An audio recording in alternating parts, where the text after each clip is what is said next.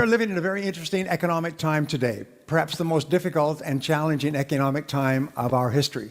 And this has always been a challenge for us as salespeople, is to sell against entrenched competition. So I'm going to give you some ideas today that I have shared with many people that have enabled them to double and triple their income. How many people here would like to double their income? If I can show you how, will you give it a try? Say yes. Yeah, okay. Well, I will give you several ideas that other people have used to double their income as we go along. In your life, you must always predict growth. You must always predict that things are going to grow. And you must always work as though things are going to grow, because it is your attitude more than anything else that will determine your level of success.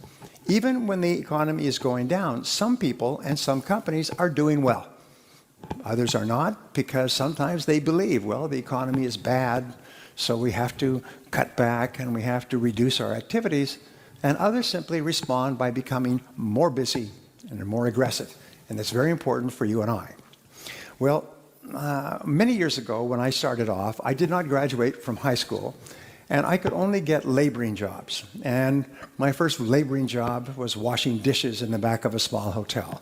And over time, I worked in construction, and I worked in factories and sawmills. I know a lot about sawmills. I worked on farms and ranches, and I worked on a ship in the North Atlantic. When I was 23 years old, I was working on a farm and sleeping on the hay in the farmer's barn. At the end of the harvest, I was uneducated, I was unskilled, and I was once more unemployed. And when I could no longer find a laboring job, like you, I got into sales. Sales is the ultimate default job in our society. Nobody goes forward into sales, as we fall back into sales when nothing else is working. It's like driving a car and backing up and hitting something. Whoomp. You get out to see what it is, and it's a sales job. And so we say, well, I will give that a try and see what happens. And sometimes your friends say, when are you going to get a real job? Because some people don't believe that sales is a real job. However, the 80-20 rule applies. 20% of people who get into sales realize that this is a great opportunity, that if you sell really well, you can earn more than a doctor or a lawyer or even a politician. You can make a wonderful living in selling, and you can fulfill all of your dreams. In the Western world, 5% of millionaires are salespeople who have sold all their lives for another company, but they sold a lot, and they earned a lot, and they invested the money carefully. So it's possible for you to achieve all your dreams in this field if you become good in selling. So I got into sales, and the only job I could get was knocking on doors, cold calling from door to door. And I had no training and no experience. The only thing I could think of was to work hard. At least it wasn't like working on a farm or working on a ship. It was clean work. So I was told that selling is not really a selling job. It's really a rejection job. And the more rejections you get, the more sales you'll make. This was the totality of my sales training. So I used to get up earlier and earlier each day so I could knock on more doors so I could be rejected more often. And I began starting at 6, 7, or 8 o'clock in the morning when people came to work, and I would knock on doors all day. And in the evenings, I would go out and knock on doors of homes and apartments. I would sometimes work 12 to 14 hours a day.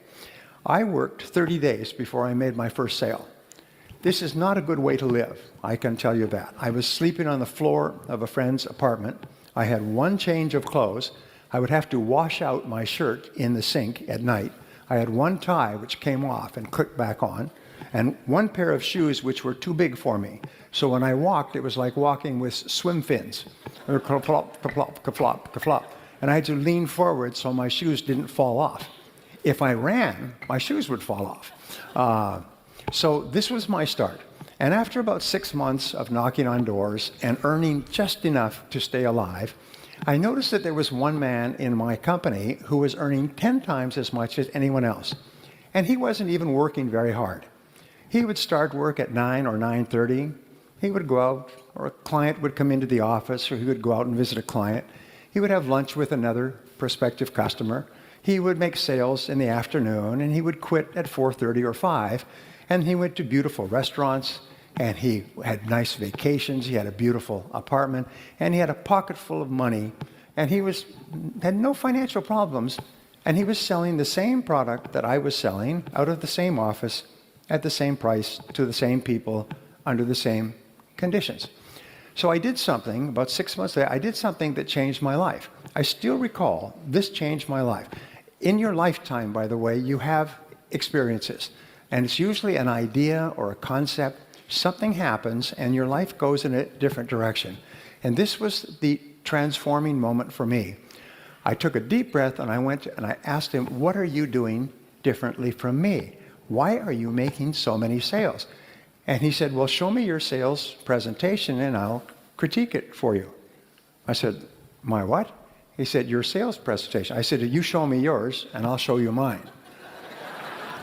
Because I didn't have a sales presentation. I was doing what I call the blah, blah sell. I would find a prospect and go blah, blah, blah, blah, blah, until they would start looking at their watch and looking away and say, thank you very much for coming in. Let me think about it. Call me back next year, maybe, or leave me some information. And I would go from place to place and get the same response. He said, no.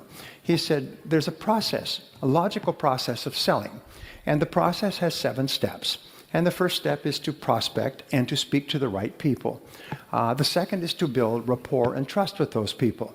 The third is to ask them questions and identify their needs accurately. The fourth step is to make a presentation and show them your product. The fifth step is to answer their objections. The sixth step is to close the sale. And the seventh step is to get resales and referrals. Now, he probably didn't tell me all that, but what he did give me was a very simple presentation. And instead of going out and talking, I went out and asked questions, and my sales went up. And I remember people treated me differently when I asked them questions as opposed to talking. And so I began to ask more and better questions. Then I began to read on sales, and I read everything I could find. And then I would listen to audio programs, and then I would actually started going to sales seminars. And I did 2 things which really had a profound effect on my career. Number one is when I heard a new thing, I would immediately try it out. I noticed that many other people heard the same things, but they took no action. They wouldn't take any action at all. Whereas when I heard something new, I would run out and I would try it out quickly. Number 2 thing that I learned is that nothing works. Even the best ideas don't work. At least they don't work the first time. And sometimes they don't work the first 5 times or the first 10 times. So I made a resolution that if I heard a good idea, I would try it 5 or 10 times before I passed judgment. 10% of people think about what they want and how to get it most of the time. They think about what they want and how to get it. So I'm going to give you a simple word that you can use for the rest of your career, which will double your income. And the word is how. Say how. Okay. From now on, whenever you have a goal, the only question you ask is how. Whenever you have a problem to solve, the only question you ask is how. If you have an obstacle to overcome, the only question you ask is how. Now, the wonderful thing about the word how is that it triggers ideas, and the ideas are all for actions that you can take immediately. And when you take those ideas, you start to get feedback, which enables you to correct your course and take even better steps to achieve your goals.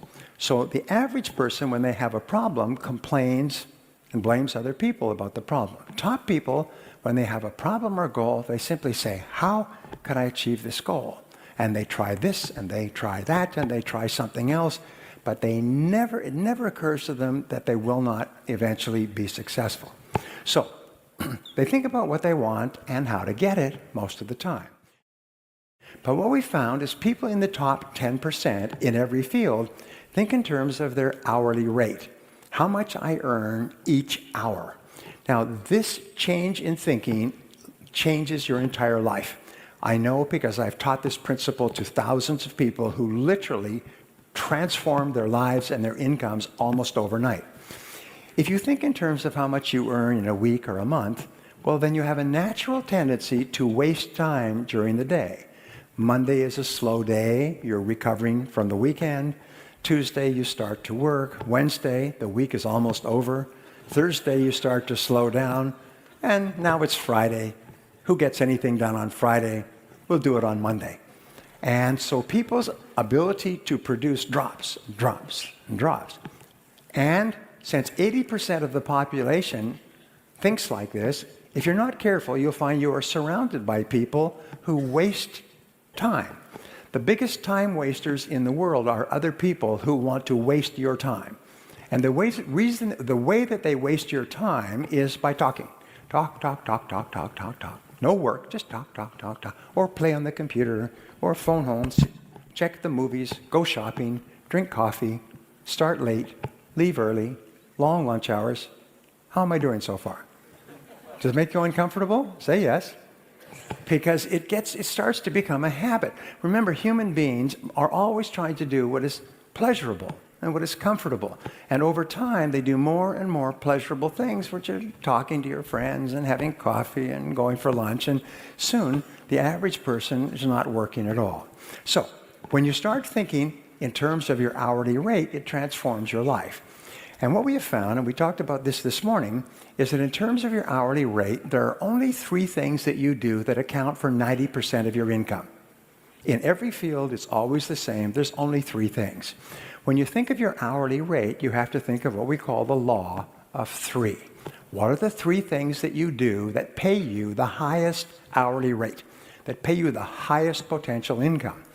Well, Columbia University did a study some years ago, and they found that the average salesperson works only 90 minutes a day.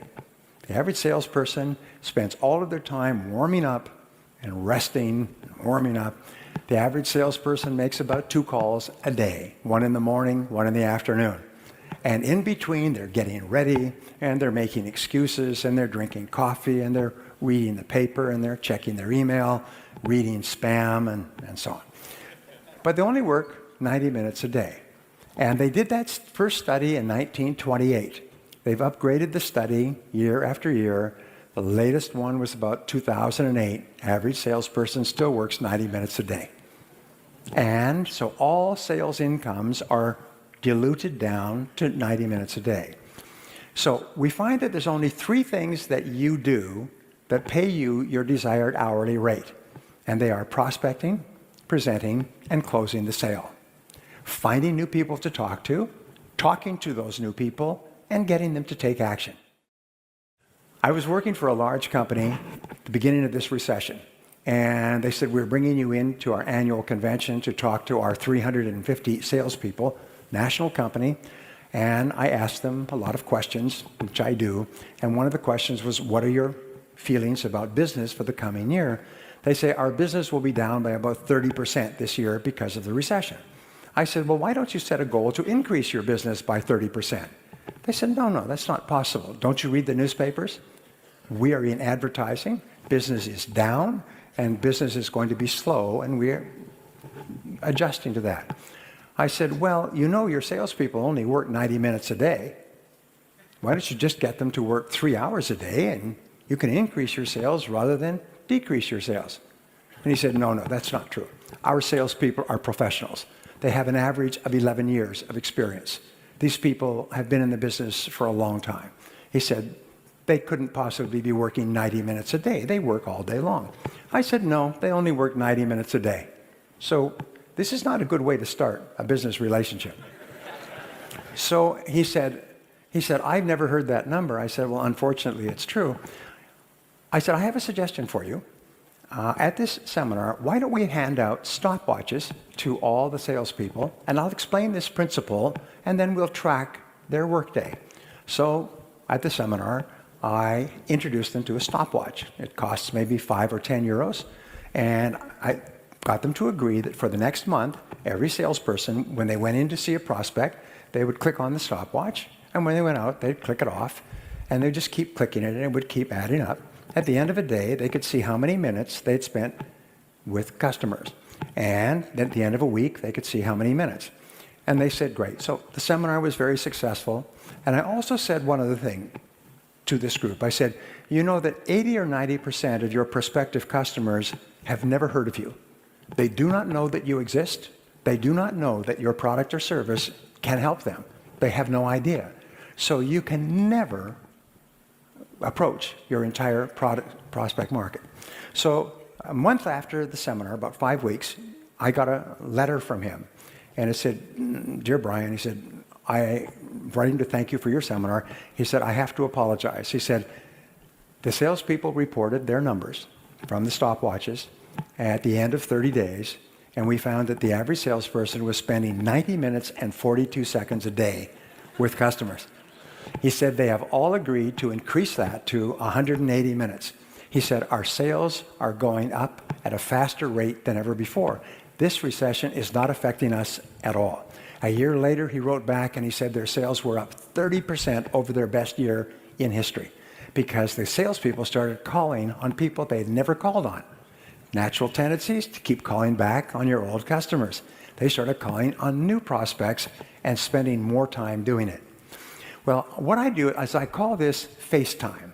I call it the critical measure of your success, is how much time do you spend face-to-face with customers?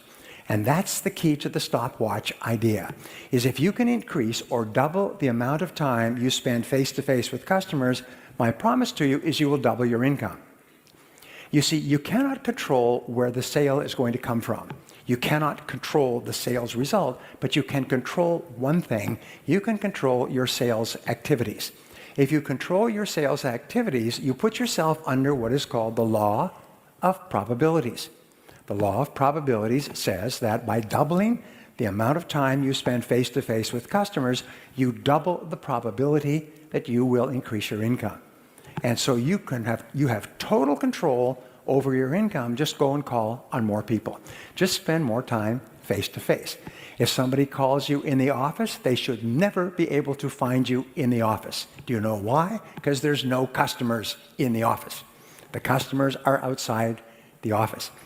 I have a good friend. His name is Frank Pasetta.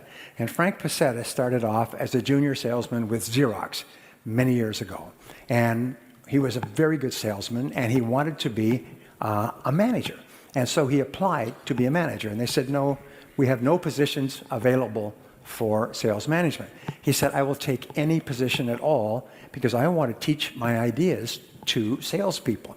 And so finally they said, an opportunity has opened up in the Cleveland office, Cleveland, Ohio. It's the worst performing office of Xerox in the world. Of 2,000 offices, it is the lowest performing office in a major city. So if you will move, and he lived in California, nice place to live. If you will move to Cleveland, which is called, in English, it's called the mistake on the lake. It's an old industrial town on Lake Superior. They call it the mistake on the lake. If you will move there, we will make you a manager. So he said, I'll do it. So he packed up his family, drove across country, and there was a notice that the new manager was going to be in the office, and he wanted to hold a sales meeting at 8 o'clock Monday morning. So 8 o'clock Monday morning, he's there waiting, and one or two salespeople of 32 altogether came into the office, and then one or two more, and they're smoking cigarettes and drinking coffee. And by 8:30, the sales team was there, and they've destroyed every sales manager they've ever had, and this was just what we call raw meat, because they were going to destroy him as well. So he said, ladies and gentlemen, he said, thank you for being here. I am your new sales manager, and I want to ask you a question. What is it that you don't see in this office? And so they looked around, maybe he'd taken a painting off the wall or something. They said, we give up. He said, you don't see any customers. And you are salespeople, and your job is to be with customers. You have leads. Now, go out and see customers. This sales meeting is over. Everyone out, out, out. And he herded them out like cattle, herded them out the door. I know, because a friend of mine who was in this office at that time told me that this story is perfectly true, and he wrote about it in his book. So they were all out, and they went out to the hallway, and they said, what do we do now? They're not used to spending much time with customers, so they said, well, let's go across the street and have some more coffee. And some of them said, well, I think since I'm already out, I'll go and call on customers. So the next day, they came back, and he had announced there would be a sales meeting every morning at 8 o'clock. The next morning, they came back. This time, they were a little bit more punctual. And they came in, and all the desks and chairs were gone. He'd had a moving company come the night before and move them all away. And so they were standing up. And he said, now, you notice there's no desks or chairs. Yeah, so we're going to have our sales meetings standing up. Over here, there's 3 offices which have locks on them with desks and chairs. So if any of you bring a customer in to talk to, you can sit in one of these offices. But since you won't be spending any time in the office anymore, you won't need a place to sit. And this sales meeting is now over, so out, go and call on customer. Well, this was his strategy. In the next 30 days, of the 32 salespeople, 12 quit. They told him that he should go and multiply by himself. I don't know if we have that expression in Finnish. Some of you didn't get that, but some of you did. All right. And the others, though, started to make more sales. And since they're highly commissioned, they started to make more and more sales, and they started to get really motivated by making sales. And then he began to have a sales training lesson every morning, and talk to people and work with people and go out with people and come back in with people, and the sales went up. Within a year, within 1 year, it was in the top 500 offices in Xerox. Within 2 years, it was the #1 office in Xerox. The salespeople in that office were earning more per person than any other office in Xerox worldwide. People who worked with him, who I have met, still talk about those being the great days. And the only strategy was forcing salespeople to go out and spend more time face-to-face with customers. And you can do that yourself. You can be your own sales manager and use the one infallible, totally controllable strategy in the world: spend more face time. Human beings are very much, they have what is called a cybernetic guidance mechanism, like a guided missile. A guided missile is fired at the target, and even if the target moves, the missile takes feedback and adjusts its course and hits the target. You have a cybernetic mechanism where you are learning. You are a learning machine. The more activities you engage in, the faster you learn. And pretty soon you become so smart that you can hit the target almost every time. I've worked with people, great stories, who are making 1 sale out of 10. That means that they were getting rejected 9 out of 10 times, but they kept on, kept on. When they learned proper sales techniques, they started to make 2 sales out of 10, 3 sales out of 10, 4 sales, 5. One gentleman in my course came back the following year. He was making 9 sales out of every 10 calls. His income went up several hundred%. He went from living in a small house to living in a large house. He'd been in sales for about 12 years before he learned how to sell professionally, and his sales exploded, because you can't get worse at selling by doing it. You can increase the percentages, but the way you do it is you collect more no's. So your job now is to see how many no's you can collect each day. Just be polite, be friendly, be charming, as you already are, I'm sure, and just collect no's all the time. The more no's you get, the more successful you'll be. I taught this to a company recently, and they were using telemarketers. And they would start at about 8:30 in the morning, telemarketing, but the telemarketers would get burned out. Most telemarketing shifts are only 3 or 4 hours, because telemarketers get burned out psychologically from all the rejection they get. So they put in a little contest. They had a gift certificate for lunch, and whoever got 10 no's first in the morning, after they started, would get a free lunch paid for by the company. But nobody could start until 8:30. So they'd wait. At 8:30, they'd go ding. Everybody would start dialing. No. And they would start dialing and get as many no's as they can. And finally, one person would get 10 no's. Usually took 20 or 30 minutes, and he'd ring a bell, ding, contest's over. He would win this prize. And then somebody else would come back and say, well, I would have won, but somebody wanted to buy. And it took up all my time. And after that, they would laugh all day long. And they would start to work whole 8-hour shifts. All their incomes tripled, quadrupled, because the no motivated them. When they heard the word no, they would laugh. And it's one of the most important studies that I've seen. I want to pass this on to you because it's a guarantee to double your income or more. What they found is they studied people who, over the course of their careers, had moved up to the top and become the presidents of major businesses, the biggest businesses in the world. And they asked, why are these people so successful when they started off with many thousands of people? About 1.5% of the population graduates from university and starts in the workforce each year. So at the beginning of each year, they line up like a marathon. And everybody's starting work for the first time, and then the race is on. And then over the years, some people get way ahead in the financial race. The majority stay in the middle, and a lot of people fall behind. So they went back and they studied the life career of these people to find out how these people got to the top. By the way, one of the most important things we do in life is study successful people and find out how they got there so we can follow their tracks.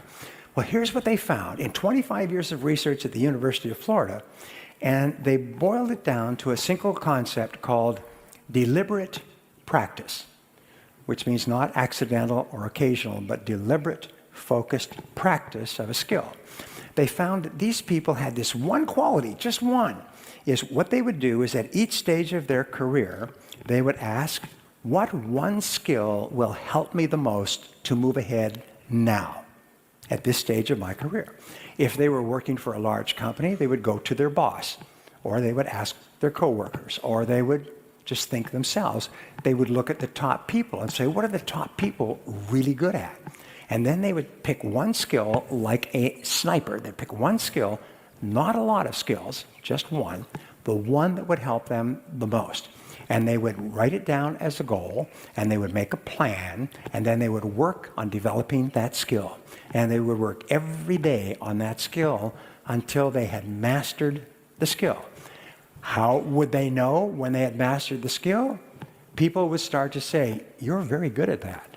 You are very good at negotiating. You are very good at getting appointments. You are very good at closing sales.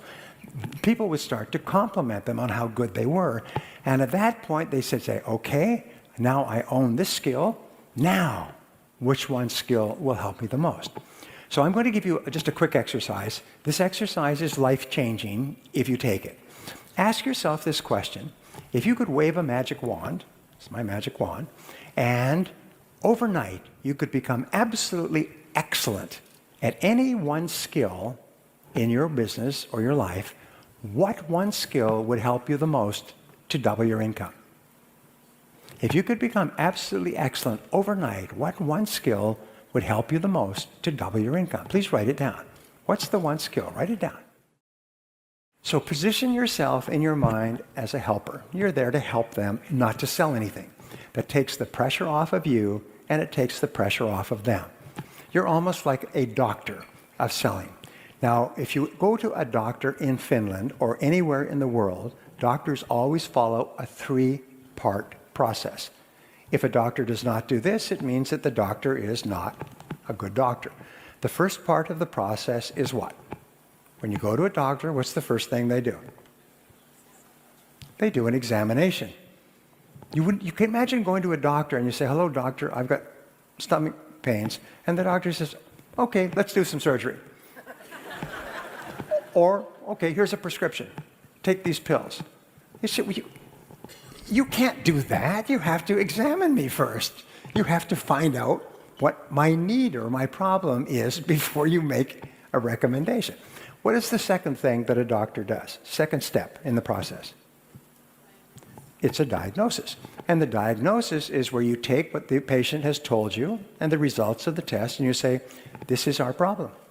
I remember I had a medical problem a few months ago, and I went to 2 or 3 specialists, and I went finally to another specialist, and finally to another specialist, and they sent me for a test, and the test told me exactly what the problem was. It took about 2 months. But the first process is diagnosis. And once they had the diagnosis, very simple to deal with it, sort of. Anyway, the first part is the examination. The second part is the diagnosis. And then if the diagnosis is satisfactory and the patient agrees, then what is the third part? I see my coming here was an emergency. The third part is the prescription, the course of treatment. In a sales conversation, the last thing that comes up is the prescription, the course of treatment, the recommendation to purchase the product or service. Selling out of sequence kills the sale. If a doctor said, get up here on the table and let's operate, you'd say, I'm getting out of here. Let me think it over. I'll get back to you. I will get back to you at another time.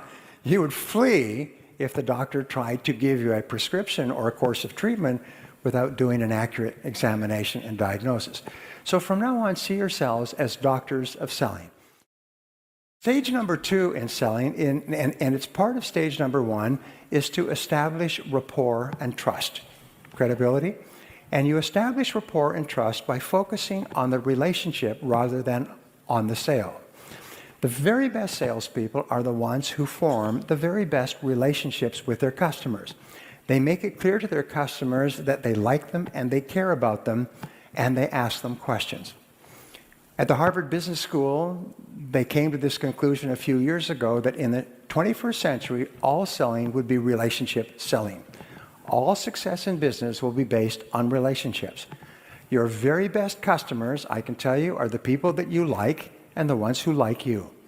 85% of your recommendations and referrals will come from people who like you and people who feel good about you. So focus on the relationship and the sale will take care of itself. If you aim at the sale or you think too much about the sale, what will happen is you will have neither the relationship nor the sale. So how do you build a high-quality relationship with other people? Well, here's the rule. The rule is that listening builds trust. Customers want a relationship before anything else, and listening builds trust. So how do you get a chance to listen? The key to making sales is to ask questions. And the very best salespeople are simply those who ask really good questions. Now, the second part of listening is to pause before replying. Is when the person stops talking, pause. Allow silence in the room. You see, we say that selling takes place with the words, but buying takes place in the silence. If the customer does not have enough time to process, then what happens is they don't have enough time to buy. So when they finish speaking, pause and let them think, and maybe they'll want to continue, or maybe they're finished talking. But when you pause, you tell the person that what you said is very important, and I'm thinking about it before I respond. If a person says 1, 2, 3, and you say 4, 5, 6, A, B, C, D, yeah. If you respond immediately after a person has finished speaking, what are you actually saying? Is I don't care about anything you said. I was just waiting for a chance for me to speak. But when you pause, you tell the person that you really care about what they're saying. Step number 3 in listening is to feed it back in your own words. Is to question for clarification.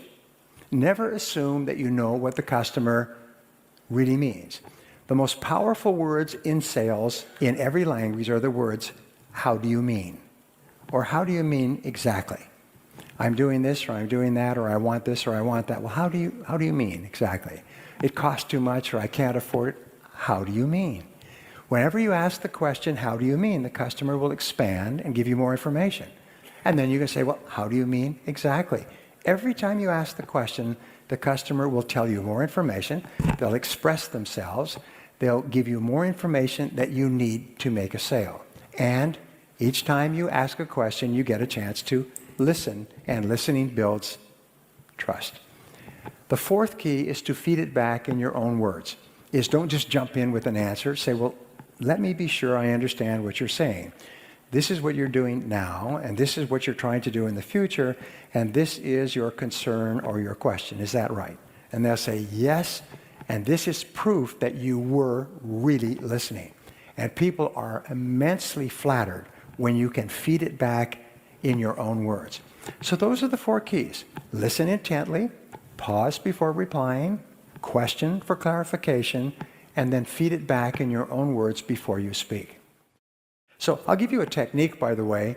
This will double your income. This technique is so powerful. It's been found that the top 10% of salespeople in 32 industries use this technique.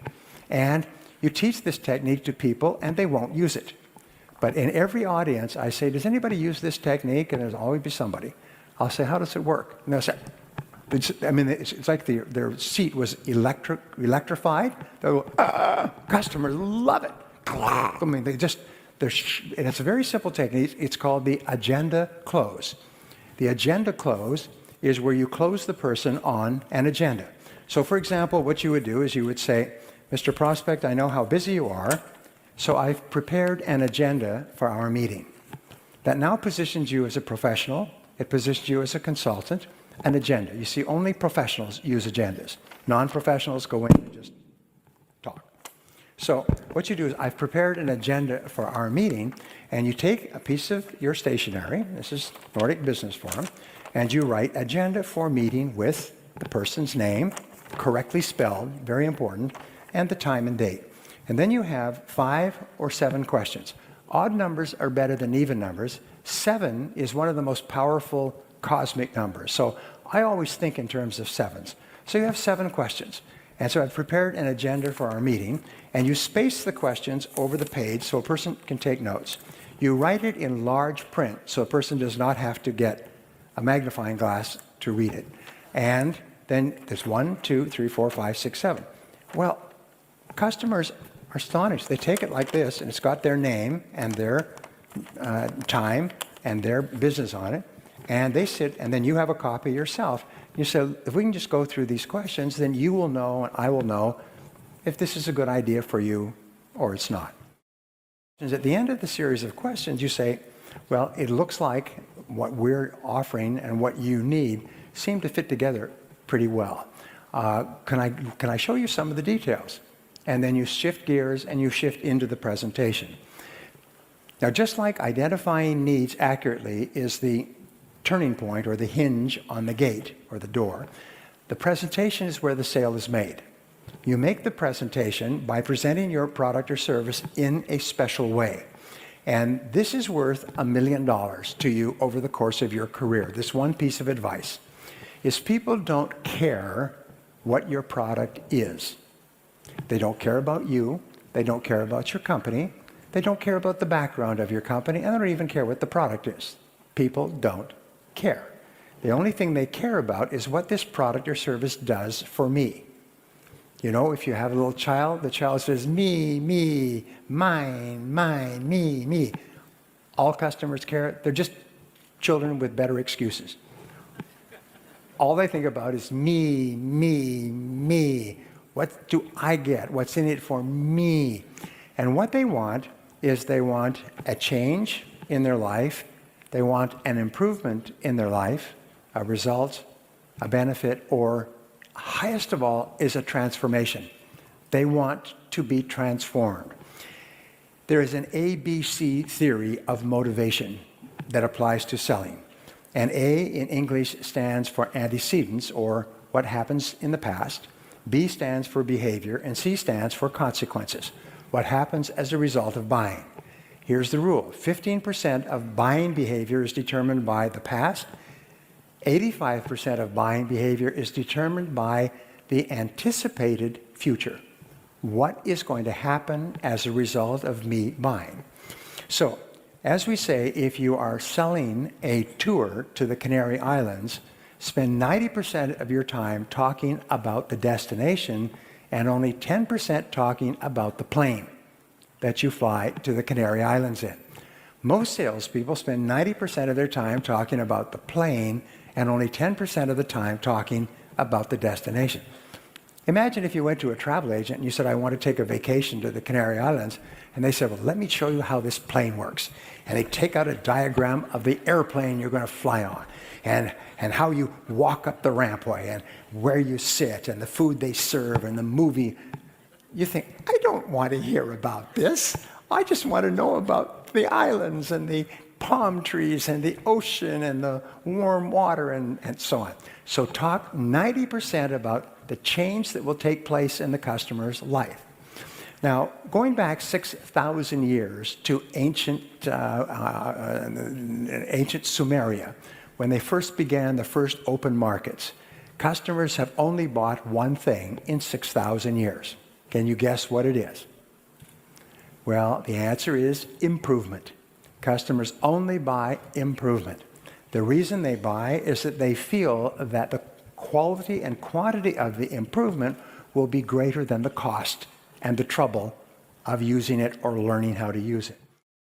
When you answer objections, write down and say, what are the objections that I normally get? What we find is that no matter what you sell, there's never more than 6 objections. And we call this the law of 6. And sometimes there will be several price objections, several utilization or quality objections, or several aesthetic or color objections. But your objections will categorize into roughly 6 groups. And then what you do is you just develop a powerful answer for each objection. I've known salespeople who've gone from knocking on doors to earning more than $1 million a year because they became brilliant at answering objections. The top salesman in the world for many years was a man named Ben Feldman, Guinness Book of Records. And he answered objections so beautifully that he would give courses and people would sit on the floor like children around a campfire. And he would say that when the prospect says this, here's the answer. People went out and made millions of dollars in sales because they learned how to answer objections the way Ben Feldman did. So think of every objection you get and say, what's the very best answer for this objection? And so when the customer brings it up, you say, oh, that is a good question. And you answer it with your pre-prepared answer, and the objection just disappears, like cigarette smoke. If you're getting objections, we say there's nothing wrong with losing a sale because you could not answer an objection. But it is unforgivable to lose a sale twice because you still have not found an answer. If you don't know how to answer a particular objection, whether it's price or quality or something else, ask other people. What do you say when the customer says this? In your office, someone has come up with the right answer. Call the top salesperson in your industry, even in another company, and say, what do you say when the customer says this? And if there's an answer, they'll say, this is what we say. But you must find out the answers. Part number 6 is closing the sale.